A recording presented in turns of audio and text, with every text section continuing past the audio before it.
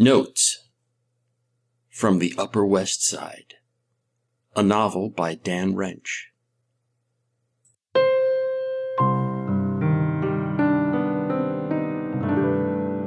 Chapter 40. I Tried to Look Busy.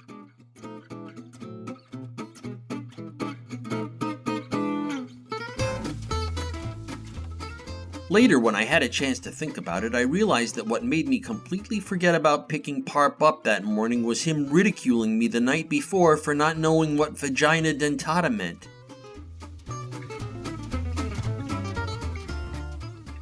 So the only thing I could think about was vagina dentata until I googled it, and found out it was just some old pagan legend about a cunt with teeth in it that I guess would bite your dick off if you tried to fuck it.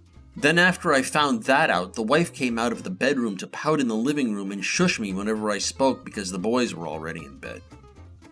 But right then on the set at Viters, I hadn't had time to think it through that far, so I was feeling pretty guilty about not picking Parp up.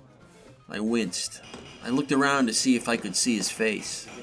Oh yeah, there it was, almost right in front of me. It was kind of smirky, like he'd been expecting me to fuck up all along so he could tell everybody what a schmuck I was. I looked down at my feet. I looked up at him again. He still looked smirky. Fuck, man, I said. I'm really sorry. Were you waiting long? Nah, Terry was there. I called him up last night so he could come down in case we needed a backup. We waited for you for about 10 minutes, then we just figured you forgot.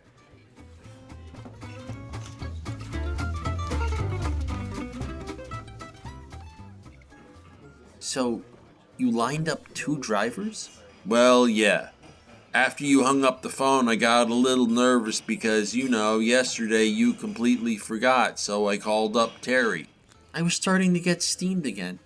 So what was all this clapping and humiliating me about if everything was okay? Well, it's kind of funny, don't you think? I mean, 2 days in a row you promised to pick up production equipment and then completely forget? I just seethed.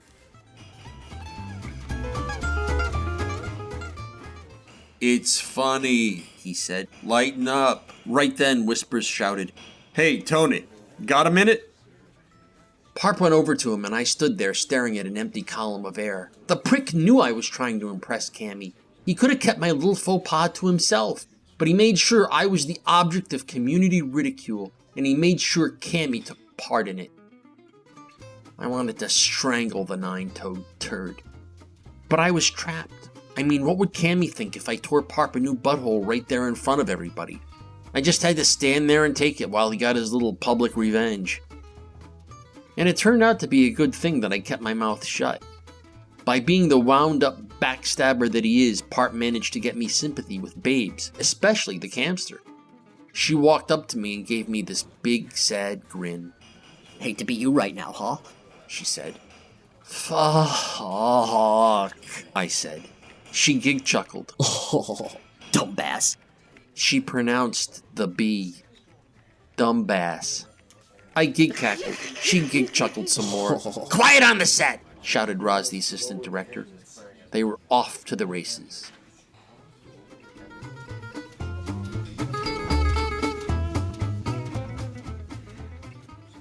So now that I was there, I was kind of stuck about what to do next. I didn't have many options. First, I figured I could be the quote producer unquote and not do anything but drink coffee and try to look like I was watching over my investment.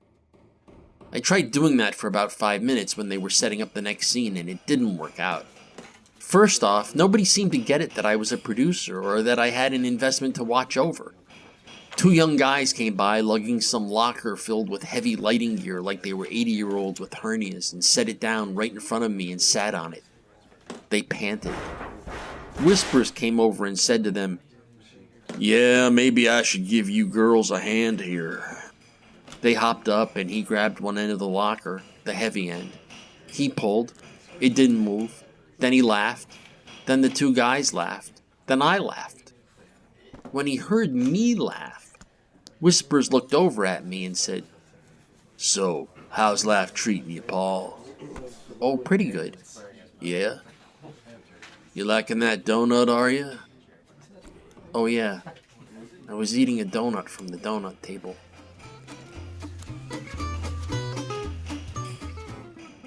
I was pretty glad Cammy didn't see me getting all self-conscious about the donut. I jerked my head around looking for her, and there she was, lugging her pretty ass off with the other grunts for a day and not paying attention to me at all. So after I scarfed down the rest of the donut, I skulked around trying to look busy while I sorted it out. I figured I could try just hanging out with the masters and creators, Parp, Viter, and Whispers, and people would think I was busy working on the more creative parts of the film. I was pretty sure that my background as a, talent meant that if I volunteered creative input, then that input would be valued by the aforesaid masters and creators. Maybe that sounds like a stretch. It really wasn't. Bangalore Springfield, the comedian, was getting away with doing exactly what I just described. I mean, you should have seen it. Everybody around him was busting his or her hump, and what was Bang doing? Cracking jokes with Parp about the next series of takes. And Parp is asking his advice and whatnot, and Bang comes up with an idea, and shit! I went to school with Parp and Viter. I knew them from way the hell back. Bang didn't know anybody from back then. He was a newcomer, a hanger-on, an interloper. He didn't have any money in the so-called film. He wasn't a master. He wasn't a creator. He simply insinuated himself into Parp's company so he could look like a big shot in front of fuckable babes.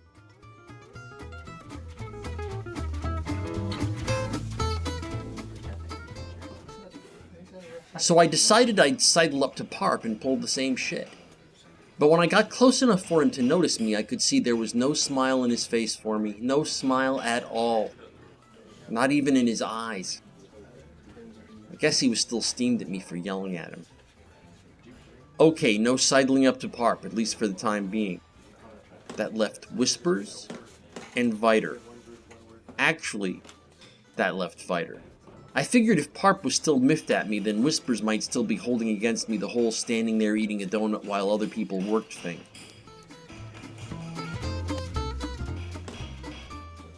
So, Viter it was.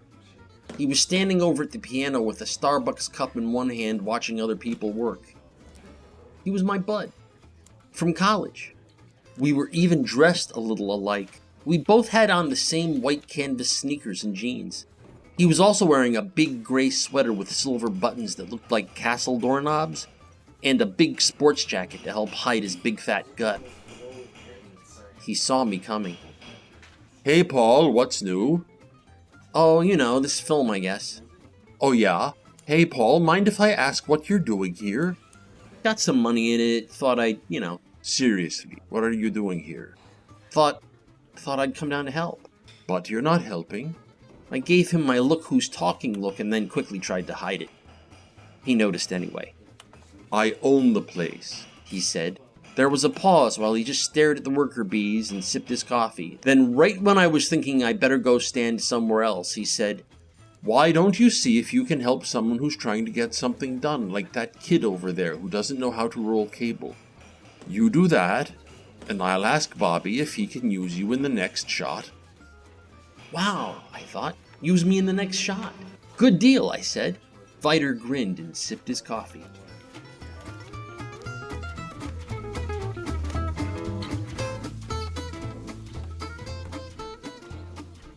Notes from the Upper West Side is a work of fiction. The people depicted in this work do not exist. Notes from the Upper West Side. Copyright 2013 to 2016 by Dan Wrench.